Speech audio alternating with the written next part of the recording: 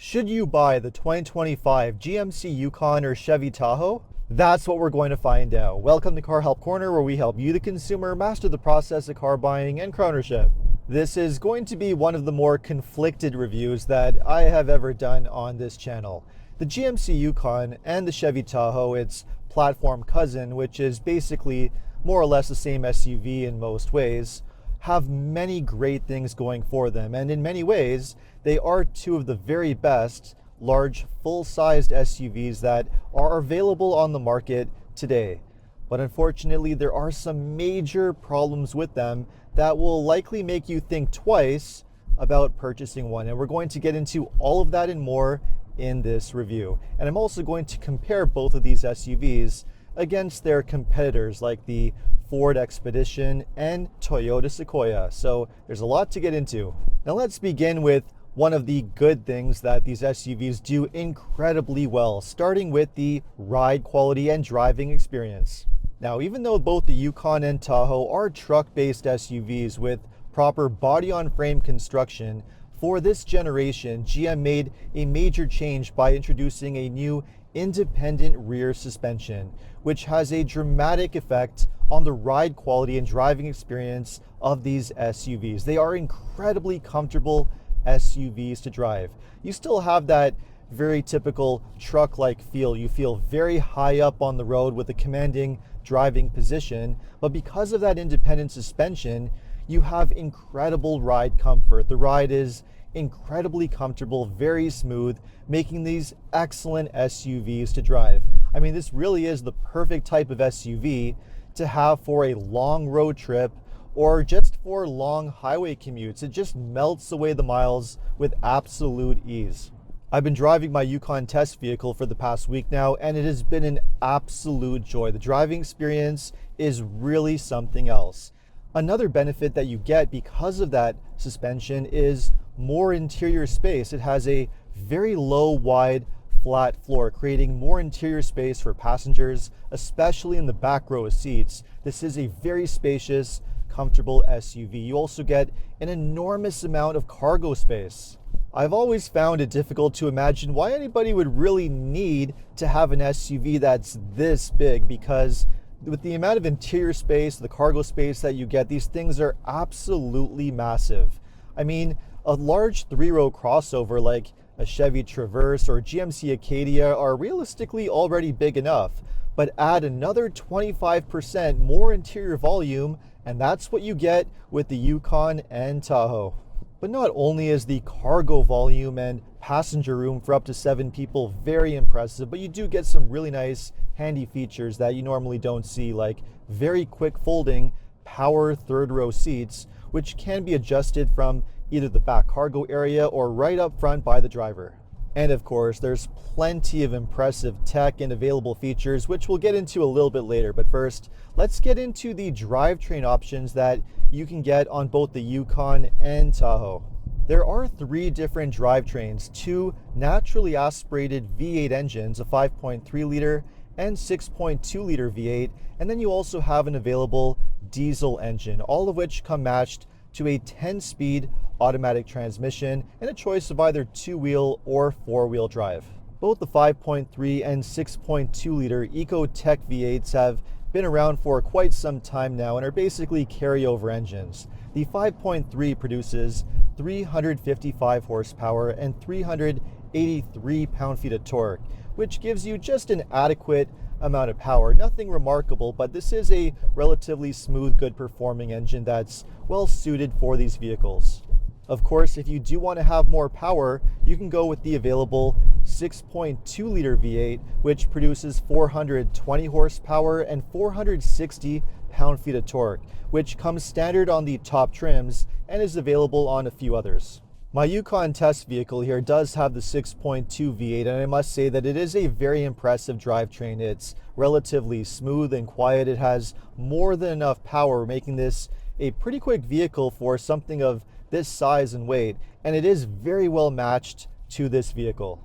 Unfortunately though, even though both the 5.3 and 6.2 liter engines are great performing engines, and it is really nice to have a big naturally aspirated V8 in a vehicle like this, these engines do have a major fatal flaw that just might be a deal breaker, and that is their reliability. It's odd because the small block V8 has a long history with General Motors. It's been around for ages, and these engines have been used for a long time. And yet, the reliability of these engines has become a major problem. And that really comes down to the cylinder deactivation system, active fuel management, which GM has been using for over 15 years now. This fuel-saving technology unfortunately causes the lifters on these engines to fail prematurely. They can collapse, taking out both the lifters and camshaft, requiring a complete engine replacement. It's a massive problem that's affected thousands and thousands of these vehicles over the years, and it can happen at incredibly low mileage, regardless of how you maintain the vehicle. Sometimes these engines are known to fail before their very first oil change. In fact, the problem with lifter failure on these two engines is so significant that it's triggered a major investigation by NHTSA involving nearly 1 million of these vehicles made over the past 5 years. And not only are these engines known for having lifter failure, but they can also experience bearing failure on the bottom end of the engine. So it really is just non-stop problems when it comes to these engines. And GM is really so in over their head having to replace bad engines in these vehicles that they now have a major engine shortage, which means that many owners who bought these vehicles have to wait for several weeks, sometimes even a few months, waiting for an engine replacement. That's how bad this problem is. You can forgive a company and give them the benefit of the doubt when they acknowledge a serious problem and come up with a solution relatively quickly. But when you have a company that's been experiencing a major problem for so many years and they're still not addressing the issue, well, that's a completely different story as far as I'm concerned.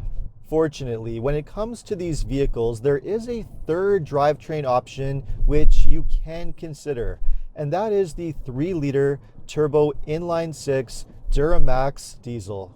The Duramax Diesel is the only drivetrain which has actually been upgraded for 2025, now producing 305 horsepower and 495 pound-feet of torque, making it just as torquey as the V8 engines. And because it's a diesel, it's by far the most fuel efficient. It's able to achieve roughly between 20 to 28 miles per gallon, or between 9 to 12 liters per 100 kilometers, which is significantly better than the fuel economy of the V8s, which are only able to get roughly between 15 to 20 miles per gallon, or 12 to 16 liters per 100 kilometers. So you get power, great performance, great fuel economy, and you don't have the major reliability concerns of engine failure like you get with the V8s. But although the 3-liter Duramax is a great performing engine and certainly a lot more reliable than the V8s, it's not perfect. There are some reliability concerns and concerns with diesels in general that you should be aware of before you make a decision. Firstly, although very reliable, this engine does have some history of oil consumption problems, rear main seal, timing chain, EGR issues. You have the diesel exhaust fluid, which needs to be topped up as part of your maintenance.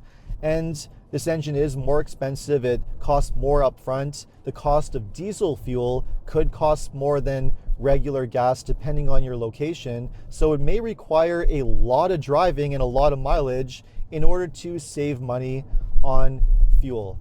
And even then, you might not get your money back because diesels can be very expensive engines to work on. They're difficult to service, complicated engines, and you almost need to have a dedicated diesel mechanic who knows how to work on them, which is a concern.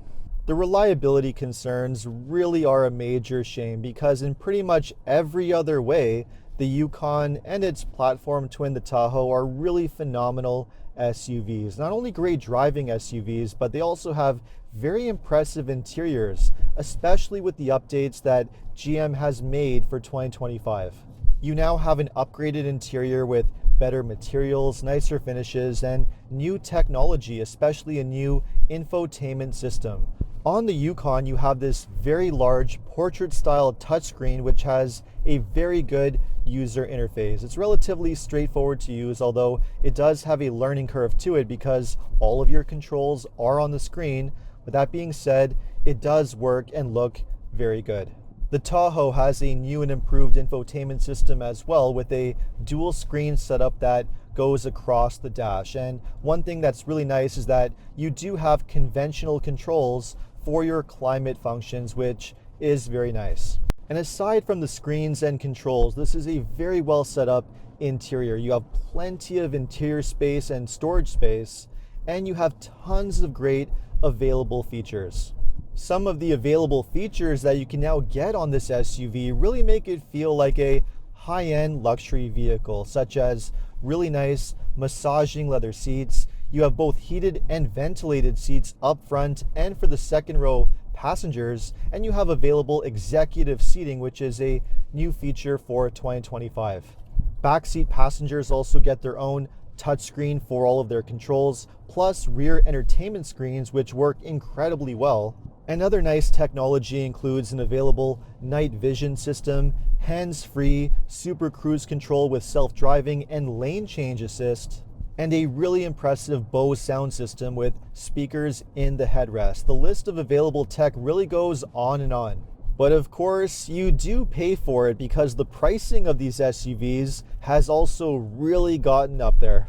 The pricing for the Tahoe ranges between $62,000 to $90,000 US, or roughly $80,000 to $110,000 Canadian. And the GMC Yukon, which is the more expensive one, ranges between $70,000 to $110,000 US, or between $95,000 to $140,000 Canadian. And yes, my Yukon test vehicle with most of the available options did come close to $130,000, which is an insane amount of money for any vehicle, but especially for a GMC. That's a ton of money to spend. GM has certainly pushed the pricing into luxury vehicle territory, but I'm not really sure these qualify as luxury SUVs. They just don't have the same level of finish, the interior quality, and certainly not the reliability that a buyer in this price range would expect.